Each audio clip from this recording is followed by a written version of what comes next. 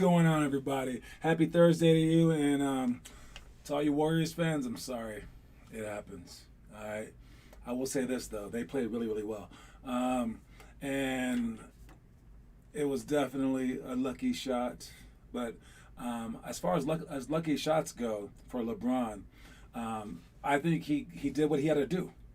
And when you guys get those kinds of shots, you do those two things. You give it a chance to go in, and then you have confidence in yourself. And like he harkened back to all the workouts that he's done, right? Well, your body has a mind of its own, all right? And if you shoot the thing well and you follow through like you're supposed to, and you shoot the ball with the arc far enough, I mean, good luck happens to people with skill. Or what does Jay-Z say? When you play with skill, good luck will happen. But I will say this, the Lakers' big three did horrible. I know it's not really a big three, it's a big two, but their top three guys did like so bad. But they were still in the game, and Steph Curry was like flat out getting triple and like double teamed the whole game. Yo, that guy's unbelievable. All right? And the fact that he can always bring it. As I said, I told you he wouldn't mess up. I told you like he's going to bring it because that's what Steph Curry does. He doesn't fold in the playoffs. He doesn't fold like almost ever. All right? And that comes from years and years and years of shooting. That comes from shooting like so many shots that he's already the best shooter in the world, and he still goes out there and shoots 1,000 practice shots. All right? And it's just like never getting sick of it, and he's just like by far the greatest shooter in the history of the planet. But he's also a competitor too because he's sprinting everywhere, right? He's dancing in the middle of the game. I mean, like this dude is like having so much fun. And I mean, even in the end, when they double team on the inbounds pass, I'm sure someone else was open. I would have still tried to pass to him just like that dude did. I don't know. He's just that good. If he touched the ball, maybe it's going in, right? So, and with all the double and triple teams, he still scored 37 points. That's just insane. All right. So if you want to be like that guy, you got to always bring it. And I mentioned it last week, and there was one of our best videos ever that we've posted was Blake Bastani hitting his shots. I think he had to make like, I don't know, like 10 in a row or something like that. And he took like all day doing it, and I made it into a video. I added like music, and it was like a great video because at one point in time he's like, again, and he like kept trying, right? Kept trying. Well, it would take that effort every single day to be like Steph Curry. Every single day for like 10 years. All right, and I'm sure that he harkens back to that in his mind. He's like, I did that once. Nah, it's every single day, that kind of effort. So what I implore you guys to do is to do the challenge that I did for you guys, and I'm going to try it again this weekend. Make 10 in a row threes in less than a minute. One of us has to be able to do it. So I'm going to try it again. Connor, you can try it. Finn Kaufman can try it. All right, Ren, if you're out there, you can try it. Gavin, you can try it. Who else do we have here? Blake Bastani, you can try it. And when you do it, I gave myself 10 minutes to do it. Just put 10 minutes on the clock. Like, can you shoot for 10 minutes a day? But now this shooting will be like running because you have to make sure that you're at a pace where if you make 10 in a row, then you know that your time is less than a minute. So it's about a jog the entire time, never stopping. And when you do that, you're just really just tricking yourself into shooting up a ton of shots, and they're more game-like because you're not pausing, right? And you're tired, so now you don't even have to run. You don't have to do like a mile a day anymore because you just did that. You just like jog for 10 minutes. That's some great stamina building stuff right there. If you want to try it twice a day, you can do it one time in the morning, one time at night. All right. So again, the goal is to be like Steph Curry. He's unbelievable, and I'm very, very proud of him. But now they have to play against the Memphis Grizzlies, and the Memphis Grizzlies have Jonas Valanciunas. That guy, ridiculous last game, 23 and 23. All right, he put everything on his back. He's dominating the games on the rebound end. I mean, I know he's a big dude, but like someone can box him out, right? He has so much heart and he goes with it. I mean, Ja just did all right? And their other guy, Dylan Brooks, does not look like a basketball player, but he brought it. I mean, he was like balling out, right? So that's going to be a tough game. And on the other side, who else is playing on the other side? We have, Boston advanced. And now we have Washington Wizards versus, who do they play against? Who do the Washington Wizards play? I really forgot. Is it Memphis? No. Memphis plays against them. Oh wait, I'm kind of lost in it now, but who cares? All right, there's some more games tonight, more games this weekend, and then we have the playoffs. So let's get started with our stuff, and we have the quote of the day. All right, quote of the day. This is a heck of a drawing right there. I did not draw this. All right, but it's don't fight forces, use them. All right, now obviously it has a turtle flying with some kind of contraption, right? All right. What this means, or what it means to me, is don't fight forces, use them. So if you have like perceived slights or like perceived like negative things in your life, turn those things into positives. All right. Come on, John. Oh, the Pacers. That's who it was. I always forget about the Pacers. Dang. Anyways, so don't fight forces, use them. I don't fight forces, use them. So, I mean, if you can't, let's say you have nowhere to dribble. You don't have a court to dribble on. Well, you have outside. You get stronger like that. Or you can do push-ups, right? If you have a bad left hand, don't fight it, use it. So you want to train up in that. When you have a bad coach, don't fight him, use him. Bad referee, don't fight him, use him. And as for the coach one, let's say okay, you have a bad coach, right? He's easily influenced by like the bling, right, or like whatever, right? Well then bling him out. Tell him how awesome he is. Be like, yo, so that's like. It's like Donald Trump, all right? All Donald Trump wanted was applause, and like he literally wanted a parade. And then let's say like gay people, they wanted gay rights, right? And Donald Trump wasn't really helping them out too much. Well, why didn't they throw a parade for him? Oh, because that would be giving in and like selling out, and that would be no. Do you want the rights or not? I mean, like who cares? I mean, just like you can use people. So basically, he's a tool to me. He's a tool, but tools don't have to be bad. That means that they just do what you say. And so maybe tell them something good. And as for refs, you have a bad referee. The ref is so susceptible to calling over the back calls. Well, what does that mean? That means box people out and make them go over your back. He'll give you every single call. Or he's calling it every time that someone drives and goes like, then do that. As opposed to fighting the force, you just use the force for your own good. All right, so be creative in that regard. Anyway, what's going on? Connor Rush, Finn Kaufman, Ren Marchetti, what's up, guys? All right, let's move on. We got our elementary stuff. Star passing, post catch, quick finish, 3-on-3, 3-on-3 defensive positioning, press break, reverse repeat, 49 seconds down by 3 with free throws, and then bigs versus guards. All right, talking about all that stuff, I'm gonna let Gavin get this one again. Okay, now Gavin was here yesterday. Not sure if he's here today. I'll throw a parade if you stop making fun of my phone. I don't need parades, man. I'm not like certain people. But all right, let's have Gavin teach you guys about the post catch. I don't really remember him doing this, but let's see if it's good. All right, here we go. Gavin, talk to us, man.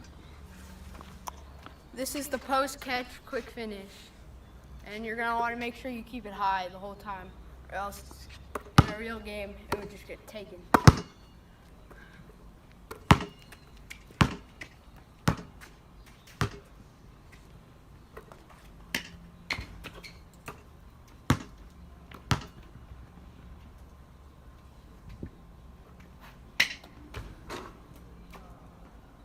I like how he's figuring it out, spinning the ball to himself. It's a nice pivot. If you don't have someone to pass you can figure it out. But you want to be prepared in the games. So right when you catch the ball, you just spring into action. All right, and he could be lower in this regard with his legs bent more. Because if your legs are bent, you're going to be in a wider stance. If you're in a wider stance, you take up more space. And if your arms are out, then basically you give the passer a bigger target so he can pass you the ball as well. And if you can spring up more for the actual jump part of it all, even better. All right, and right here you want to hit someone, okay? Get the elbows out. Yeah, well, he's passing the ball to himself, yeah, but it's pretty tough. Anyway, that's a good job for Gavin. Thank you, Gavin. He's like my correspondent in the news show or something like that. All right. And the other one that I was going to talk about is the bigs versus guards. Okay, the bigs versus guards. When you're playing bigs versus guards, you have to realize that that someone has to have the advantage. It's never completely even, right? And you can't think of the scary side of things. You have to think of the positive side of things, just as I was talking before, where you could see things in a negative light or you could see them in a positive light. So when you have someone like, let's say, let's pick Andre Drummond. All right, Andre Drummond is guarding Steph Curry. Yo, he's in trouble, right? You're like, oh my God, right? But Andre Drummond guarding Steph Curry in the post, well, he's not in trouble. Basically, the rule of thumb is the closer that you are to the basket, the bigger man has the advantage. All right. If Andre Drummond has the ball and he's 90 feet away from the basket trying to dribble the ball off the court and Steph Curry's guarding him, well, now Andre Drummond's in trouble, right? So it's your job, whatever your skills are, whatever your skill set is to put people in a position where you're the dominant force, all right? So, again, I mean, if you're right here and you're the point guard and you're like this, and then you have a center trying to guard you full court, well, this center's in trouble, right? But if you pass the ball ahead and the center guy's still guarding you and you take him down to the post, well, then you're dumb. But now if you run him off screens, well, now you're smart. Okay, because the center is less likely to be able to keep up with you. All right? Or when you saw last night, LeBron James, he did a pick and roll on Steph Curry. And as they come off, the only option, if this guy steps out of the way, LeBron and Steph are going to be isolated on the weak side. They weren't going to do that. So they were basically stuck. They should have done that more, right? So you want to put people in mismatched positions and realize that no matter where you are on the court, there is a spot for you in which you are going to do better than the other person is, all right?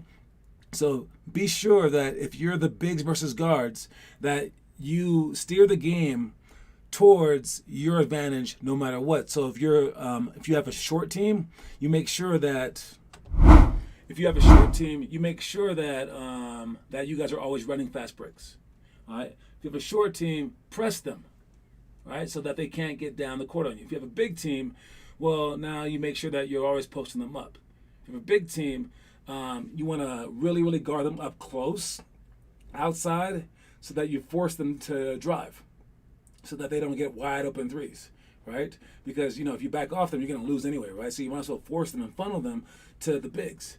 All right? There's so many other things that you can do, again, but you have to realize that you have the advantage in some way, some shape or form, okay? All right, that's why players like Ben Simmons are so good at defense. And, oh, yeah, no, the people who can do it all, they can kind of just, like, weed you out. No matter what you are, they're going to beat you, right? Yep. So make sure that, again, that you are manipulating the game to your advantage. All right, moving on. We got our homework. Let's see what kind of homework we have today. A little bit of Connor Rush. Was that from yesterday? What's today? 20th? Yeah, so that's from yesterday. Great job with that stuff. And then again, Connor.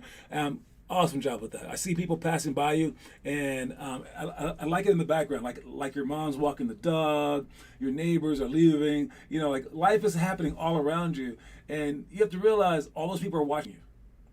All those people, like at work, if your mom goes to where, I don't know, but if your mom's she's probably talking behind your back to everyone. I'm so proud of you, and like your neighbors are like, yo, there's this kid, right?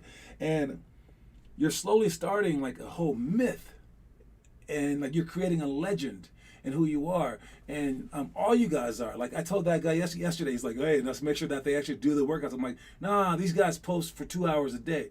Now all you guys don't, right? But he was like, what? Because no one does that crap, all right? It would be like legendary stuff if someone did that, all right? So you might as well just become a legend. I mean, how hard is it? You guys have all done it, right? And now you just make it into a habit. But I think you guys are starting to realize how hard it is, right? To do it every single day, all right? So let's keep trying to post the stuff. And again, we will get better at it. You guys are not perfect at it. All right. I saw Ren posted some video today, but I don't think he added it to our list. All right. Maybe he just doesn't want to. Maybe he's too cool to. Right. But that's the exact same stuff that that coach is talking about. All right. Let's see if he posted it. Oh, Ren Marchetti. There he goes. He just posted it. Okay. All right. So Ren's is up there. 21 by 3 jumps. That's the homework for the month. All right. So great job. But now let's keep continuing. Okay, guys. All right. Let's keep going, forging our legends. All right. And once you become legendary, then no one can stop you because no one can take all that hard work away. All right, moving on. That our pick of the day. Oh yeah, this one is kind of special. So like, the Jazz and the Suns. I mean, no one gives them props. Yo, bro, I just said you did. No one's giving them props. All right. Yeah, I got you, Ren. I saw it. No one's giving Ren props. No one's giving the Utah Jazz or the Suns props. All right, and now the Lakers are favored against the Suns in the first round. That's like ridiculous, right? Ren really posted the same video twice. Anyways, and they've had such a great year, and like, I think one, it sucks because of COVID. All right, so the Lakers were just, they had injuries. That's why they lowered down to 7th. I mean, it is what it is, right? But even the Utah Jazz, even when they were winning, right? That was that whole like Shaq saying crap about Donovan Mitchell. It's just because no one watches them play, and everyone has a bad persona of them, right? Both these teams, they could win it all, but we're so slow to say that. If this is you in life, prove all the haters wrong. Now I hope that the Suns don't win. I'm going for my Lakers still, but that should just be fuel to your tank. Prove them all wrong. All right. Pray to God that everyone goes against you. All right. Also, John, I'm going to add a video of my jumper to the playlist. Can you correct it? All right, we'll see it, man. You add it and then also send me the link via text, okay? All right. So if you guys are the ones being hated on, you got to step it up. Now is the time. The Utah Jazz need to just smack these teams coming up here. All right. I remember last year in the playoffs, were they the ones that had the 3-0 lead and lost it? I mean, that's on them, right? All right, so it's time for them to put up or shut up right now, and the best way that you can shut people up is to win. So they've done all that they could all year long, but people are still not giving them props. You should love to be in that position where people are doubting you. All right, take that doubt, and again, the forces, right? The forces, use them as positive. All right, change all the negative forces to positive, and use those forces to push yourself on. All right, my feet are still bad when I shoot. Well, fix it, man. Fix it. All right. Next thing is the story of the day. When you're playing against a stacked deck, compete even harder. Show the world how much you'll fight for the winner's circle. If you do, someday the cellophane will crackle off a fresh pack, one that belongs to you, and the cards will be stacked in your favor.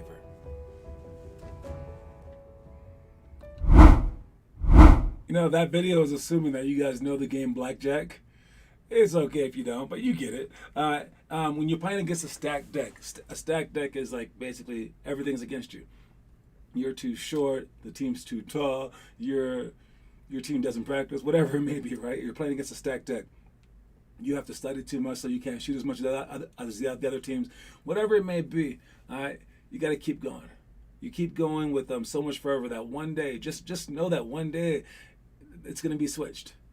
All right, and when it is switched, and it doesn't have to be like switched as in terms of like you getting better even. It's just like you keep fighting. Then one day, some other team will be playing against a stacked deck where they're like, look at this team, and that will be your team that they're talking about.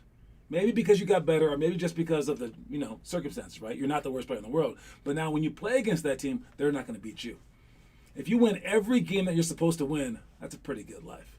All right, and if you knock off the team that's better than you a couple times, well, there you go. That's above 500. All right, so that's the goal, and just basically just says just persistence is going to eventually win out. And when you do persist, you are getting better in those games or in those moments when everything's against you. All right, whether it be like a test or like just anything in life where all the all the odds are stacked against you. All right, so keep pushing, keep pushing, keep pushing, keep pushing, and then all of a sudden it's going to switch around, and then you will be the favorite. And then everyone else will have to like be told to keep pushing. Now we'll be like, I can't. Finn Kaufman's just too good, like that. And then you'll be like, dude, I remember when I was in your shoes. But don't tell him that. Just kick his butt. All right. Moving on, we got our high school workouts. We got wall, floor tap, dribbles, double team, step through, play, key points, scale and hype. 49 seconds down by 3 with free throws, 5-on-5 winners run. If you have any questions about any of these drills, you can ask me now, and I will explain it. I can bring out the pad or whatever. All right. For the double team step through, I did want to go over it real quick. All right. So for double team step through, again, we're right here, and if this guy right here is going to be double teamed, usually it happens on the front court, right? So let's say that he's going that way.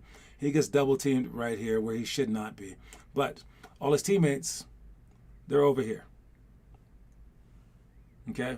And he's being double teamed by 2 players. So he's basically trapped like that.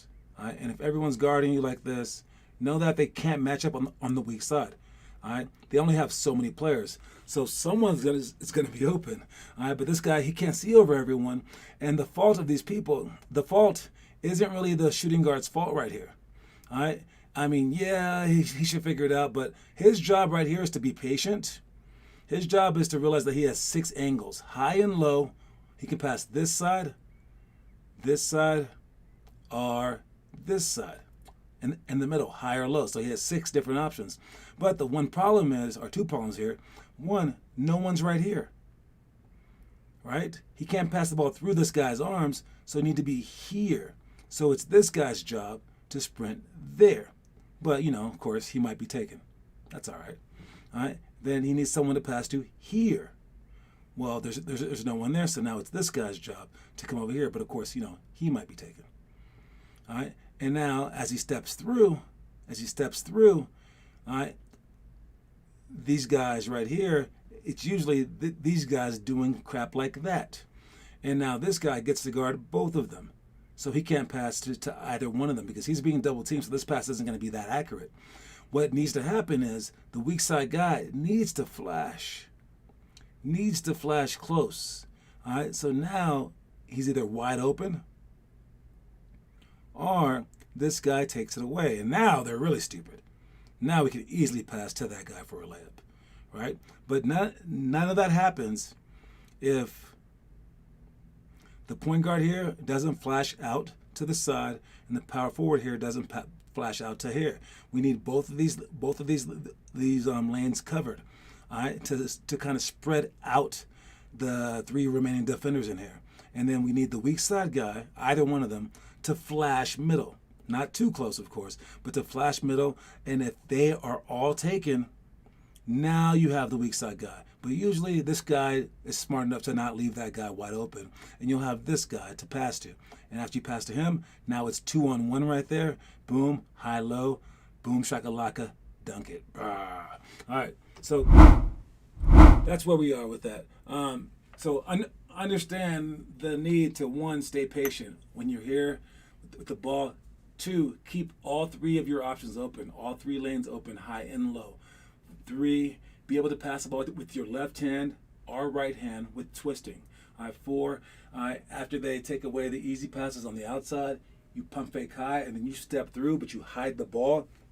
Lead with your foot first, and then you go through, and then 5 or whatever number we're on, we need everyone to cut to their corresponding parts, especially the middle person to cut timing wise so you can hit them. All right, and then basically I would rather take a 5-second call than to throw the ball away in the end too. So be very, very patient. And if the ball doesn't go through there, you got to be calm. All right. And I know I'm basically talking to Finn Kaufman here. You got to stay calm. The people who are emotional, it's great, but like you wind up screwing up the game by being too emotional at the inopportune times. All right. And speaking about that, this one goes out to Blake Bastani, who was writing me and Kendrick talking trash about the Warriors, and in the end he's like, the refs were cheating, the refs were paid. Stop with that stuff, man. think about the game. First of all, for the game, for this particular game, the refs weren't calling jack squat on the Lakers or for the Lakers, right? LeBron and AD were trying to do their normal thing, just throwing themselves in there, and they weren't getting fouled, but the refs didn't call that. But normally they do call that crap, all right? And then when it came down to the other end, the Golden State Warriors were getting a lot of calls, right? But it still feels like they're cheating our team, whatever. And then you get LeBron getting hit to the face. I mean, the guy said, yeah, it's a common foul, but I think that the refs are going to call it flagrant because it said in the rule book, it says any contact to the head is a flagrant foul. But it was so weird because like LeBron contorted his body and like basically like threw his face into the guy's hand, which is weird, right? But they could have easily called that for him, but they didn't. All right. So I mean, like if anything, they were against the Lakers, but there were some calls like Draymond Green with a wide pick, kind of wide, and like Anthony Davis going on top of him. Right, and they called that against Draymond Green, but I mean that was like a few bad calls, right? All I'm saying is, in the end, the referees aren't cheating. All right, they might be under pressure from like the fans, from like everyone screaming at them, right? They might be under pressure. They might be naturally biased because like maybe like they just like that style of play better than that style of play, right? It's just a natural bias. They like kids who are tough. I don't know. All right, they might mess up. All right, they might legit just I missed it. Like they are human beings who messed up. They might be influenced by the crowd. Right? When you hear the crowd, you just feel happier. It's just weird, right? So that's why the home teams get more of an advantage. Or they might hate you for arguing. They're like, I hate this kid who just argued. I messed up, and he's like, I'm an idiot. Oh, I can't wait to call a bad call against him, right? So through all that stuff, you got to just win. None of that stuff equals you getting mad, making it a better situation. It just adds more pressure to him. It adds more bias. It'll make him mess up more often. It'll influence him like the crowd, you screaming at him even more, and who hate you even more. So nothing adds up to anything like that. If anything, you can speak to him at a halftime or something like that, but you should just ignore it if you want better calls. If you don't, then I guess you can just argue up. All right, and again, if you have to make the best out of the situation, like our quote of the day, and you have to, if he's calling calls when people drive, then why don't you drive? When they drive, then you should jump off faster. All right, and so at the end of the game, like the Warriors, they had a chance to win. All right, the guy missed a shot. As long as you have a chance to win, it's never really the ref's fault. All right, turnovers lost the Warriors the game. Yeah, basically, right? So you have to see things like that, and then you'll be best overall. Let's finish up with our trivia question. All right, our trivia question for the day was the Lithuania. You know that Lithuania game? I thought that they beat the USA Dream Team. It's really weird, but they wound up losing in the end. They had a 3-pointer chance to win it. The guy missed, but that game was very, very important because it was like the first time someone stood their ground to the USA basketball team. And I will tell you this, I told you this before. I played in Lithuania, and to a man, my entire team, I said, when did you start playing basketball? For me, it was like I was 9 years old, 4th grade, blah, blah, all right? They knew, they were like 1992. They said like the day. And I was like, how do you know that? They're like, that's when we saw the Dream Team. It changed the entire world. And when their team almost beat the Dream Team, that was when everyone thought, yo, we can do this. And it changed everything. And international basketball went up so fast that they're like about to just like rule over this sport that we invented over here, right? So this game was a huge step in terms of international basketball, in terms of basketball at all. Basically, there is no Luka Doncic or Kristaps Porzingis if this game didn't happen. It gave everyone hope that you could beat the unbeatable. All right, it was amazing. But the question from this game is this. All right, ready for the question, the trivia question. Here we go. Let's see what we have here for in terms of who's winning and who's losing.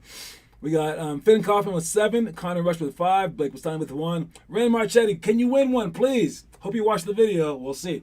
All right, the question is, for Lithuania, which retired superstar didn't play in that game? He was recently retired from Lithuania, and he didn't play in that game because he was retired. He would have helped him out. at least worth those 2 points that they lost by. Which retired superstar did not play for Lithuania during that famous game? All right. What is his name? And I'm giving you no hints, but there was a huge hint that I could give you. Anybody? All right. Again, I'm on delay, and that is it. Finn Kaufman got it. It is Sabonis, Arvydas Sabonis. So great job, Finn. You're at 8 now. Did anyone even know it? No one else even knew it. But Arvydas Sabonis, who is Sabonis' dad, who's on the Pacers, and he was a legend. And this is like before he made the NBA, he was like dominant player. And at the end of his career, he played in the NBA and still made the All-Star game. He was that good. Huge guy with passing skills. I played in Lithuania for Šarūnas Marciulionis, and him and Arvydas Sabonis were like the legends, like both the Michael Jordans of Lithuania. Like they just like ruled the world there, right? And it's pretty cool that he was a little late in terms of playing the dream team, but that would have been cool if he could have helped knock them off. So that's about it. Great job with that, Finn Kaufman. Great job everyone else. We have Friday tomorrow. Make sure that you guys keep working. Bro, what kind of question is that? Yo, did you even watch the video? Hey, I'm trying to stump people, man. If I ask easy questions, he'll get it even faster. Anyways, all right, you guys. I'll see y'all later. Keep working, and let's go. And again, don't forget the quote of the day is, don't fight forces, use them. All right, y'all. Talk to you later. Peace.